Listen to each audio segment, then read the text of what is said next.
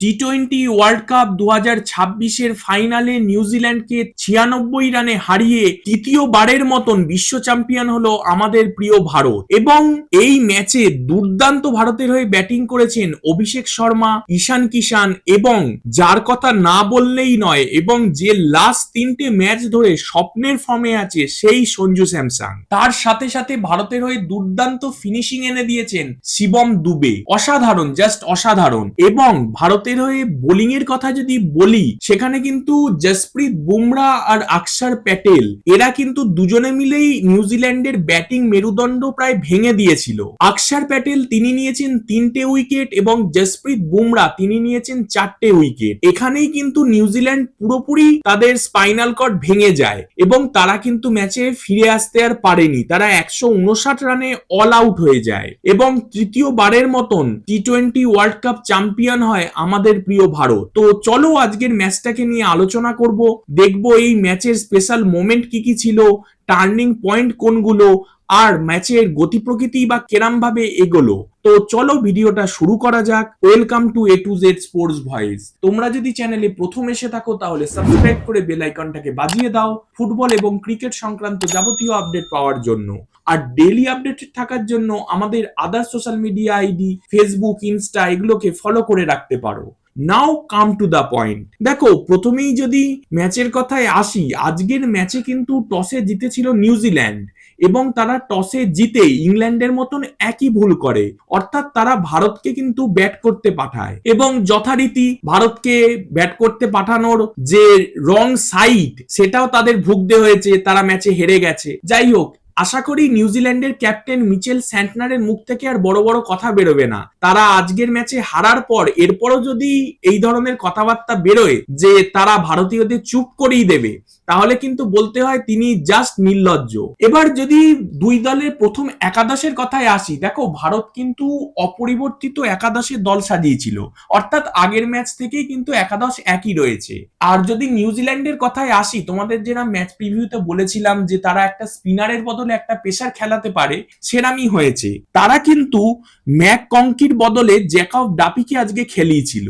এবং ভারতের হয়ে যদি প্রথম ইনিংসের কথা বলি, ভারতের হয়ে কিন্তু ওপেন করতে আসে অভিষেক শর্মা, তার সাথে সঞ্জু স্যামসন এবং দুজনে মিলেই কিন্তু অসাধারণ ব্যাটিং করেছে। সঞ্জু স্যামসন করেছে 46 বলে 89 রান, তার ইনিংসে রয়েছে 5টা 4 আর 8টা 6। আর অভিষেক শর্মা করেছে 21 বলে 52 রান, তার ইনিংসে রয়েছে 6টা 4 আর 3টে 6। এই দুজন এত সুন্দর পার্টনারশিপ তৈরি করে দিয়েছিল পাওয়ার প্লে শেষে, মানে 1 থেকে 6 ওভারের শেষে ভারতের স্কোর পৌঁছে গেছিল 92 রানে 0 উইকেট। মানে বুঝতে পারছো, পুরো ভিতটা কিন্তু এরা তৈরি করে দিয়েছিল। অভিষেক শর্মা সে কিন্তু লাস্ট 5টা ম্যাচ ধরে বলেছি তোমাদের যে অফ স্পিনারের কাছে আউট হচ্ছে এবং রান পাচ্ছে না সর্বোপরি। এই ম্যাচ অর্থাৎ ফাইনাল ম্যাচটাকেই কিন্তু তিনি কামব্যাকের মঞ্চ হিসেবে ধরেছিলেন এবং ফিরেও এলেন কিন্তু এই ফাইনাল ম্যাচেই। এবং তিনি শুধু রান করেছেন যে তা নয়, তিনি হাফ সেঞ্চুরি করেছেন শুধু তাই নয়, তিনি কিন্তু শেষ উইকেটটা, কফিনের শেষ পেরেকটাও কিন্তু তিনিই পুঁতেছেন। এবার তার কথায় যদি আসি, দেখো অভিষেক শর্মা যখন 7 ওভার 1 বলের মাথায় রাচিন রবীন্দ্র যখন তার ফার্স্ট ওভারের ফার্স্ট বলে যখন অভিষেক শর্মাকে তুলে নিল, তখন কিন্তু ভারতের হয়ে ব্যাটিং করতে এলেন ঈশান কিষান এবং তিনি ব্যাটিং করতে এসে দুর্দান্ত ব্যাটিং করলেন এবং হ্যাটস অফ তাকে। সে কিন্তু আজকে দুর্দান্ত ফিল্ডিংও করেছে, ইভেন সে কিন্তু দুটো অসাধারণ ক্যাচ নিয়েছে। এবং ঈশান কিষান তাকে নিয়ে কি বলবো, দেখো সে এমন একটা প্লেয়ার যার সিলেকশন নিয়ে অনেক প্রশ্ন ছিল যে কেন শুভমান গিলের বদলে তাকে সিলেকশন করা হলো, যে রেগুলার প্লেয়ার নয়, এরকম অনেক কিছু ব্যাপার ছিল। তো তিনি কিন্তু আজকে এই ব্যাপারটার যোগ্য জবাব কিন্তু দিয়েছেন তার ব্যাটে, তার পারফরমেন্সে। এছাড়াও তিনি কিন্তু নিজেকে বারবার অ্যাডজাস্ট করেছেন নানান পজিশনে। যখন সঞ্জু স্যামসন ওপেন করছিলেন না, তিনি ওপেন করছিলেন, তখন তিনি পারফরমেন্স করেছেন। এবং যখন সঞ্জু স্যামসন এলো তখন তিনি নাম্বার 3-এ ব্যাট করলেন এবং নাম্বার 3-এও কিন্তু তিনি পারফরমেন্স এনে দিয়েছেন বা ভালো পারফরমেন্স করেছেন। আজকের ম্যাচে কিন্তু তিনি 25 বলে 54 রানের একটা ইনিংস খেলেছেন, যেই ইনিংসে রয়েছে 4টে 4 আর 4টে 6। এবং সে কিন্তু এত সুন্দর ইনিংসটাকে গঠন করেছে এবং দেখো চালিয়ে খেলেছে, কিন্তু কোনো বল নষ্ট করেনি। পারেনি, এটা হচ্ছে সব থেকে বড় ব্যাপার। এবং একটা সময় এমন ইন্ডিয়া চালিয়ে খেলতে শুরু করলো যে 7 থেকে 15 ওভার এর মধ্যে কিন্তু ইন্ডিয়া 111 রান তুলেছে মাত্র 1 উইকেটের বিনিময়ে। তবে ব্রেক থ্রু ওভারও কিন্তু আসে নিউজিল্যান্ডের পক্ষে। এই ব্রেক থ্রু ওভার আনেন কিন্তু জেমস নিশাম। তিনি 15 ওভার 1 বলের মাথায় আউট করেন সঞ্জু স্যামসনকে, 15 ওভার 5 বলের মাথায় আউট করেন ঈশান কিষানকে, এবং 15 ওভার 6 বলের মাথায় আউট করেন ক্যাপ্টেন সূর্যাকে। তারপর মনে হচ্ছিল হয়তো রানের গতি কমে যাবে, 210-20 মধ্যে ভারত আটকে যাবে, কিন্তু সেটা কিন্তু হয়নি বা হতে দেননি দুজন প্লেয়ার। একজন হচ্ছেন শিবম দুবে আর একজন হচ্ছেন তিলক ভার্মা। তবে স্পেশাল মেনশন আমি নাম করতে চাই, সে হচ্ছে শিবম দুবে। দেখো, ঈশান কিষান আউট হওয়ার পর হার্দিক পান্ডিয়া, সূর্যা কেউই কিন্তু দাঁড়াতে পারেনি। ইভেন তিলক ভার্মা সে কিন্তু 6 বলে 8 রান করেছে, সেখানে শিবম দুবে সে 8 বলে 26 রান করেছে, যেখানে 3টে 4 2টো 6 রয়েছে। এবং তার ফিনিশিং এই কিন্তু ভারত 255 রান তোলে 5 উইকেটের বিনিময়ে। এবং সেকেন্ড ইনিংসে যখন নিউজিল্যান্ড ব্যাট করতে আসে, তাদের 2 ওপেনার অর্থাৎ টিম শেফার্ড এবং ফিন অ্যালেন দুজনেই কিন্তু যথেষ্ট ইনফর্ম প্লেয়ার ছিলেন। এই ফিন অ্যালেন আর টিম শেফার্ড তারা কিন্তু চেয়েছিলেন হয়তো যে ম্যাচের ভিত গড়ে দিতে, অন্তত তারা কিন্তু চালিয়ে খেলতেও শুরু করেন, কিন্তু সেটা কিন্তু কাজে আসেনি বা বুমেরাং হয়ে যায়।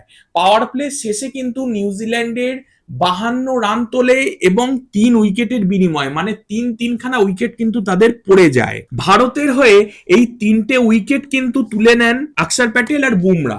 অক্ষর প্যাটেল তিনি কিন্তু 2 ওভার 4 বলের মাথায় ফিন অ্যালেনকে তুলেছেন এবং 4 ওভার 5 বলের মাথায় গ্লেন ফিলিপসকে আউট করে দিয়েছেন। এবং জসপ্রীত বুমরা তিনি 3 ওভার 1 বলের মাথায় রাচিন রবীন্দ্রকে আউট করেছেন, এবং সে কিন্তু তার ফার্স্ট বলে আউট করেছে। যেরকম রাচিন রবীন্দ্র তার ফার্স্ট বলে আউট করেছিল, তেমনি জসপ্রীত বুমরা তিনিও কিন্তু তার ফার্স্ট বলে রাচিন রবীন্দ্রকে আউট করে দিয়েছেন।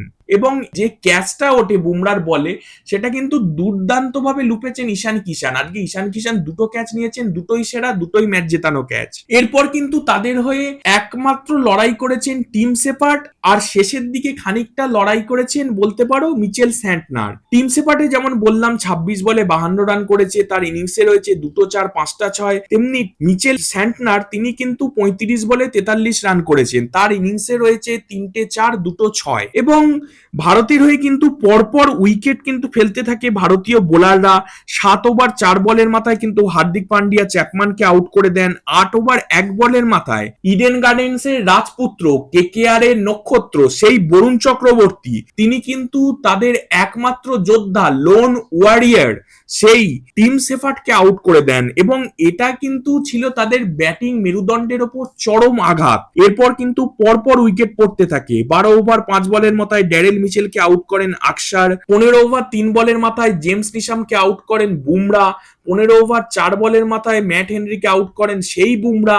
আবার সেই বুমরাই 17 ওভার 3 বলের মাথায় মিচেল স্যান্টনার তাদের ক্যাপ্টেনকে আউট করে দেন। এবং নিউজিল্যান্ডের কফিনে শেষ পেরেকটা পুঁতে দেন কিন্তু অভিষেক শর্মা 18 ওভার 6 বলের মাথায় জেকব ডাফিকে আউট করে। এবং 159 রানে নিউজিল্যান্ড কিন্তু অল আউট হয়ে যায়। এবার যদি ম্যাচের কিছু টার্নিং পয়েন্টে আসি, ফার্স্ট টার্নিং পয়েন্ট আমার মনে হয় এই ম্যাট হেনরি আর গ্লেন ফিলিপস যারা কিন্তু পাওয়ার প্লেতে বল করেছে নিউজিল্যান্ডের হয়ে, তারা প্রথম 1 ওভার আর 2 ওভার, ম্যাট হেনরি করেছেন ফার্স্ট ওভারটা আর গ্লেন ফিলিপস করেছেন সেকেন্ড ওভারটা। ম্যাট হেনরি ফার্স্ট ওভারে দিয়েছেন 7 রান আর গ্লেন ফিলিপস দিয়েছেন 5 রান, সুতরাং উচিত ছিল তাদেরকেই রিপিট করা, মানে ম্যাট হেনরিকে আবার থার্ড ওভারে আনা, গ্লেন ফিলিপসকে ফোর্থ ওভারে আনা। সেটা না করে তাদের ক্যাপ্টেন স্যান্টনার অভিষেক শর্মা আর সঞ্জু স্যামসং এর ব্যাটিং এ পুরো আউট হয়ে গেছিলেন। থার্ড ওভারে নিয়ে চলে আসেন জেকব ডাফিকে, সে দিয়ে দেয় 15 রান, আর লকি ফার্গুসন তাকে ফোর্থ ওভারে আনেন, সে দিয়ে দেয় 24 রান। এবং এই রান দেওয়ার ফলে ভারতীয় ব্যাটাররা কিন্তু অ্যাডজাস্ট করে যান পিচের সাথে এবং সেট হয়ে যান। তারপরে ফিফথ ওভারে ম্যাট হেনরি আর সিক্সথ ওভারে জেকব ডাফিকে আনার পরও ম্যাচে আর ফিরতে পারেনি নিউজিল্যান্ড। ফিফথ ওভারে এসে কিন্তু ম্যাট হেনরি দিয়েছেন 21 রান আর সিক্সথ ওভারে জেকব ডাফি এসে দিয়েছেন 20 রান, মানে এখানেই কিন্তু 92 রানের ভিতটা একদম তৈরি হয়ে গেছিল। এছাড়াও জেমস নিশামের যে ব্রেক থ্রু ওভারটার কথা বললাম, সেটাও কিন্তু একটা টার্নিং পয়েন্ট, যে তারা 15 ওভার 1 বলের মাথায় সঞ্জু, 15 ওভার 5 বলের মাথায় ঈশান কিষান চান, 15 ওভার 6 বলের মাথায় ক্যাপ্টেন সুরিয়া তাকে আউট করেছেন। এটা কিন্তু একটা ব্রেক থ্রু ওভার আর টার্নিং পয়েন্টও। থার্ডলি, ভারতীয় ব্যাটারদের যে ব্যাটিং, দেখো ওপর দিকে ফার্স্ট তিনটে ব্যাটার সঞ্জু, অভিষেক, ঈশান কিষান, সে কিন্তু ব্যাটিং ভিত করে দিয়েছে। শিবম দুবে সে কিন্তু ফিনিশ করেছে। এটা কিন্তু একটা টার্নিং পয়েন্ট হতে পারে। এছাড়াও আমাদের বরুণ চক্রবর্তী, সে কিন্তু টিম সেফার, তাদের যে একমাত্র লোন ওডিয়ার ছিল তার উইকেট তুলে নিয়েছে। এটা একটা টার্নিং পয়েন্ট। এছাড়াও বুমরা 4টে উইকেট নিয়েছে, তার উইকেটের মধ্যে রয়েছে Rachin Rabindra, James Neesham, Matt Henry, তাদের ক্যাপ্টেন মিচেল স্যান্টনার। এটা একটা টার্নিং পয়েন্ট। আকসার প্যাটেল, সে কিন্তু ড্যারেল মিচেলকে তুলেছে, ফিন অ্যালেনকে তুলেছে, গ্লেন ফিলিপসকে তুলেছে, মানে তিনখানা উইকেট নিয়েছে। এটা একটা টার্নিং পয়েন্ট হতে পারে। এছাড়াও পাওয়ার প্লে ফ্যাক্টরও কিন্তু রয়েছে। ভারত যেখানে পাওয়ার প্লেতে 92 রান তুলেছে 0 উইকেটের বিনিময়, সেখানে কিন্তু নিউজিল্যান্ড পাওয়ার প্লেতেই 3খানা উইকেট হারিয়েছে এবং মাত্র 52 রান তুলেছে। দেখো 7 থেকে 15 ওভারে ভারত কিন্তু তুলেছে 111 রান 1 উইকেটের বিনিময়, সেখানে কিন্তু 7 থেকে 15 ওভারে নিউজিল্যান্ড তুলেছে মাত্র 87 রান 3 উইকেটের বিনিময়ে। ভারত 16 থেকে 20 ওভারে করেছে 52 রান 4 উইকেটের বিনিময়ে, সেখানে নিউজিল্যান্ড 16 থেকে 20 ওভারে করেছে 20 রান মাত্র 3 উইকেটের বিনিময়। মানে পাওয়ার প্লেতেই কিন্তু পার্থক্যটা করে দিয়েছে। ভারতের যেখানে 92 রানে 0 উইকেট, সেখানে কিন্তু নিউজিল্যান্ডের 52 রানে 3 উইকেট। এছাড়াও অভিষেক শর্মা ভাই, কি বলবো অভিষেকের কথা আলাদা করে, সে অফ স্পিনারদের কাছে আউট হচ্ছিল, স্পিন খেলতে পারছিল না, লাস্ট 5টা ম্যাচে অফ স্পিনারদের কাছে আউট হয়েছে এবং ফেরার মন্ত্রী হিসেবে আজকের ম্যাচটাকেই বেছে নিল। দুর্দান্ত খেললো এবং সে যেরকম ওপেনেতে সে যেমন হাফ সেঞ্চুরি করেছে 21 বলে 52 রানের ইনিংস, যাতে 6টা 4 3টে 6 রয়েছে, তেমনি ফিনিশটাও কিন্তু করলো সে কিন্তু লাস্টে জেকব ডাফির উইকেটটা নিয়ে নিউজিল্যান্ডের কবরে শেষ পেরেকটা পুঁতে দিল। এবং ভারতের পুরো টিম পারফরমেন্স দুর্দান্ত। ভারত ডিস্ট্রাকটিভ, ভারত আগুন, ভারত কি বলবো আর, দুর্দান্ত, জাস্ট আউটস্ট্যান্ডিং। তো চলো, তোমাদের কি মনে হয় আজকের ম্যাচে সেরা পারফর্মার কে ছিল? কমেন্ট করে জানাও। আর ভিডিওটা ভালো লাগলে সাবস্ক্রাইব করে বেল আইকনটাকে বাজিয়ে দাও, লাইক করো, কমেন্ট করো, শেয়ার করো। Thanks for watching. জয় হিন্দ, জয় ভারত।